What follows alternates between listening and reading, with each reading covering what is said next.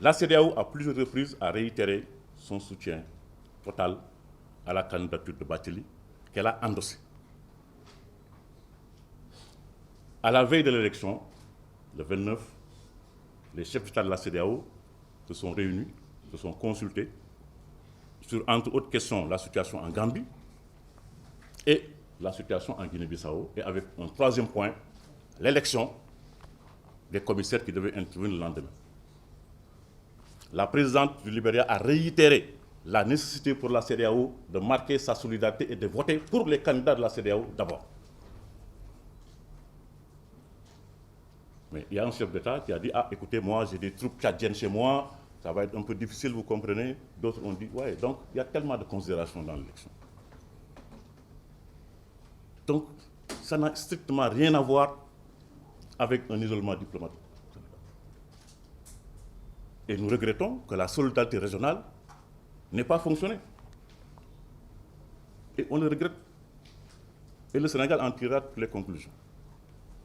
Regardez le premier tour, les résultats du premier tour de l'élection. La candidate du Kenya a eu 16 voix au premier tour.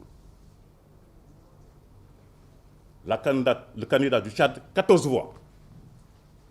Et le candidat du Sénégal, 10 voix. Cela veut dire quoi? Cela veut dire que si la CEDEAO avait voté comme c'était retenu, le Sénégal se serait placé deuxième avec 15 voix après le Kenya qui a 16 voix. Et je ne suis même pas sûr que toutes les 10 voix qu'on a viennent de la CEDEAO. Ça veut dire que d'autres pays ont d'autres loyautés auxquelles ils ont, ils ont obéi pour voter pour des candidats non régionaux.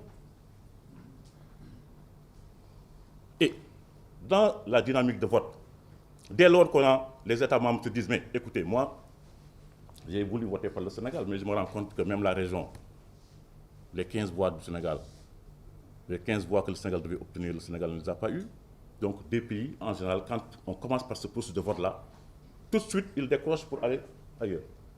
Parce que les 15 voix, on ne les a pas eues et on aurait dû les avoir. Si on les avait eues, la dynamique allait se poursuivre immédiatement. Et comment ça se passe? Au troisième tour du scrutin, si aucun candidat n'est élu, les deux candidats qui ont le plus de voix poursuivent l'élection. Et les trois autres sont immédiatement éliminés. Ce qui fait qu'on a été éliminé en même temps que le Botswana, en même temps que le Kenya. Et l'élection s'est poursuivie avec les deux candidats qui avaient le plus de voix, en l'occurrence le Tchad et le Kenya. Donc je disais, on a été éliminé avec la Guinée équatoriale plutôt et le Botswana. Et donc l'élection s'est poursuivie avec le Tchad et le Kenya.